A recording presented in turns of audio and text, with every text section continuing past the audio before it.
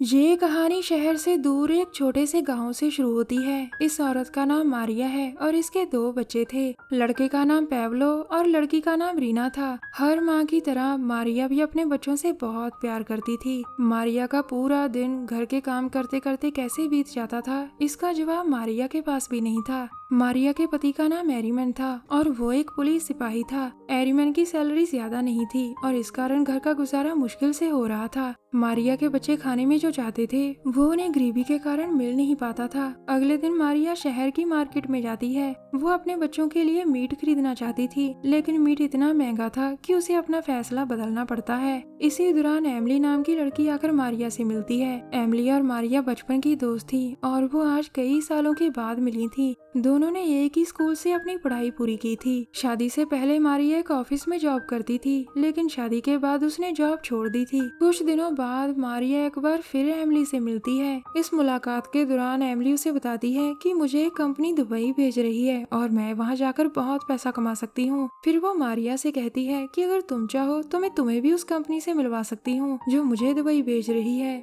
उसकी बात सुनकर मारिया बहुत खुश होती है। वैसे मारिया की जिंदगी काफी तंगी से कट रही थी। पैसों की कमी के कारण वो अपने परिवार को वो खुशियां नहीं दे पा रही थी जिसके उसने सपने देखे थे। मारिया अपने पति को दुबई वाली बात बताती है और उसका पति भी उसकी हर मदद करने का वादा करता है। कुछ ही दिनों बाद वो एमिली के साथ जाकर कंपनी के लोगों से मिलती है। कंपनी वाले मारिया का इंटरव्यू लेते हैं और फिर उससे कहते हैं, हम तुम्हें दुबई भेज सकते हैं। वहाँ भेजने का जो भी खर्चा आएगा वो हम तुम्हारी सैलरी से काटते जाएंगे।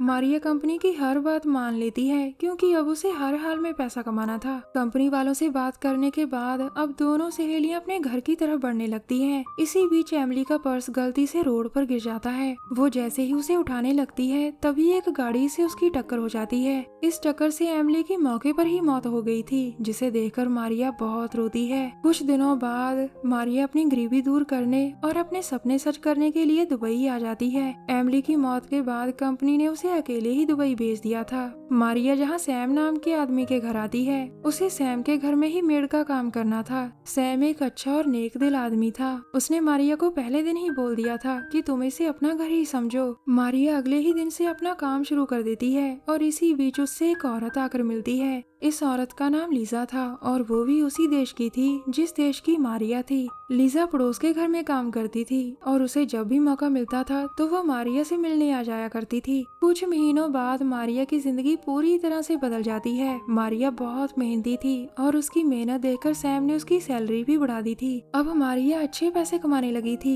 और वो अपनी जरूरत की हर चीज खरीद सकती थी। एक दिन मारिया मार्केट से शॉपिंग कर घर वापस जा रही थी। अचानक कुछ लोग पकड़कर उसे अगवा कर लेते हैं और फिर एक अनजान जगह पर आकर उसके साथ जबरदस्ती करते हैं। जबरदस्ती करने के बाद दरिंदों ने मारिया को अकेला छोड़ दिया था और इस पूरी घटना ने मारिया को अंदर तक डरा दिया था। उसकी हालत देखकर कुछ लोग उसकी मदद करते हैं, जिसके बाद मारिया हॉस्पिटल में आ जाती है। हॉस्पिटल में मारिया का इलाज शुरू हो जाता है, लेकिन मारिया की हालत काफी गंभीर थी। उसी रात हॉस्पिटल में लीजा आती है, जो मारिया के पड़ोस में काम करती थी। दरअसल लीजा एक शराबित औरत थी और वो अपने शराब से मुक्ति पाना चाहती थी। लीजा को पता था कि अगर उसका शराब किसी और को लग जाए तभी वो अपने शराब से पीछा छुड़ा सकती है। लीजा का शराब सिर्फ उसी औरत को लग सकता था जो अपनी मौत के करीब हो। आज लीजा मारिया को शराबित कर खुद शराब से मुक्ति पा लेती है, मगर उसे ये नहीं पता था कि जब वो अपना शराब किसी दूसरे को देगी तो उसके बाद उसकी मौत हो जाएगी। कुछ दिनों बाद मारिया की हालत में कोई सुधार नहीं हो रहा था, जिसके बाद हॉस्पिटल वाले उसे उसके परिवार के पास भेजने का फैसला करते हैं।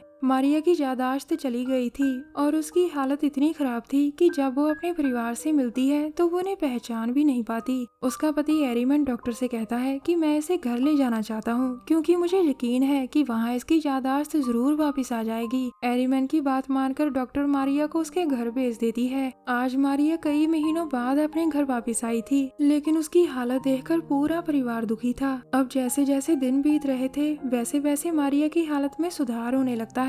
उसकी याददाश्त भी वापस आ चुकी थी, लेकिन अब मारिया काफी बदल चुकी थी। जिन बच्चों को खेलते देखकर वो पहले बहुत खुश होती थी, आज उन्हीं बच्चों को खेलते देखकर उसे गुस्सा आने लगा था। आज उसे इतना ज्यादा गुस्सा आता है कि वो अपने बच्चों को चाकू से डरा देती है। उसी रात दोनों बच्चे अपने पिता को पूरी बात बताते हैं, जिसके बाद एरिमन को मारिया पर बहुत गुस्सा आता है। मारिया उसे उससे माफी मांगकर कहती है कि पता नहीं मुझे क्या हो गया था। दरअसल ये सब कुछ लीजा के शराब के कारण हुआ था, जिसके बारे में एरिमन कुछ भी नहीं जानता था। मारिया को भी शराब की भनक तक नहीं थी, क्योंकि जब लीजा ने उसे शराब दिया था तब वो बेहोश थी। कुछ दिनों बाद मारिया की हालत में अब काफी सुधार हो चुका था, लेकिन अब मारिया पर लीजा का शराब हावी होने लग जाता है। ये शराब जिस भी इंसान को लग जाता था वो इंसान गुस्से वाला और मांस खाने वाला बन जाता था। इसी शराब के कारण आज मारिया पहले एक जंगली पिग को पकड़ती है और फिर उसे कच्चा ही खा जाती है। अगले दिन जब दोनों बच्चे खेल रहे थे तो दोनों के ऊपर कुछ लकड़ियां गिर जाती हैं और दोनों को चोट लगती है। इस चोट से रीना के घुटने से और पैब्लो के माथे से खून निकलने लग गया था। उनका खून देखकर मारिया को कुछ होने लगता है, जैसे कि उस पर फिर से शराब हावी हो रहा हो। उसके बच्चे उससे मदद मांगते हैं, लेकिन जब मारिया उनके सामने आती है तो उसे देखकर दोनों बच्चे बहुत डर जाते हैं। वो इतना डर गए थे कि भागकर घर में ही छुप जाते हैं। अब मारिया दोनों बच्चों को जल्दी जल्दी ढूंढती है और फिर वो उन्हें मार देती है। उनकी मौत के बाद मारिया पहले उनका खून पीती है और फिर वो उनका मांस भी खा जाती है। कुछ देर बाद जब एरिमन घर आता है तो मारिया उसे खाने में मीट चावल देती है।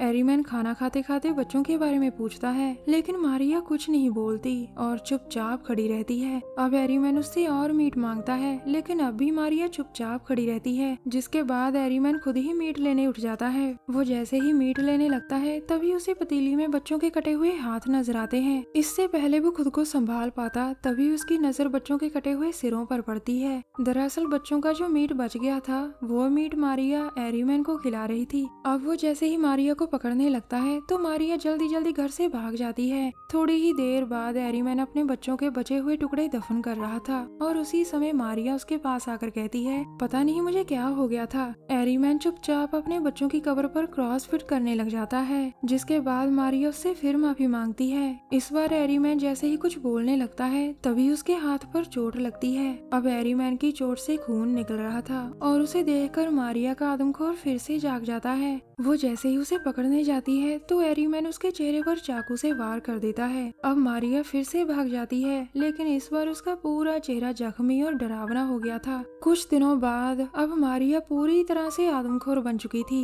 उसे जब भी भूख लगती थी तो वो किसी के घर में आ जाती थी। आज मारिया फिर से एक घर में आती है और आते ही घर वालों को कच्चा खा जाती है। दरअसल मारिया भी एक जीती जागती शैतान बन चुकी थी और उससे बच पाना बिल्कुल भी आसान नहीं था। वो हर रोज किसी न किसी को मारकर उसका मांस खा जाती थी। धीरे धीरे पूरे गांव के लोगों को पता चल जाता है कि मारिया आदमखोर बन चुकी है और उसने अपने बच्चों को भी मार डाला। एक रात गांव के सभी लोग मारिया को मारने का फैसला करते हैं ताकि मौतों का जो सिलसिला चला है उसे रोका जा सके। उन्हें मारिया जैसे ही एक पेड़ पर दिखती है तो वो उसे गोली मारकर मार देते हैं। कहानी के आखिर में मारिया की लाश हॉस्पिटल पहुंच जाती है। हॉस्पिटल वाले जैसे ही उसकी लाश देखने लगते हैं तभी मारिया की लाश वहां से गायब हो जाती है। यकीनन शराबित मारिया आज भी जिंदा थी। वो लीजा के शराब के कारण ही आदमखोर बन गई थी, जिसे हर हाल में ताज़ा मांस चाहिए था। हमारी वीडियो देखने के लिए धन्यवाद। प्लीज हमारे चैनल को जरूर सब्सक्राइब करें। मिलते हैं अगली वीडियो में, तब तक के लिए नमस्कार।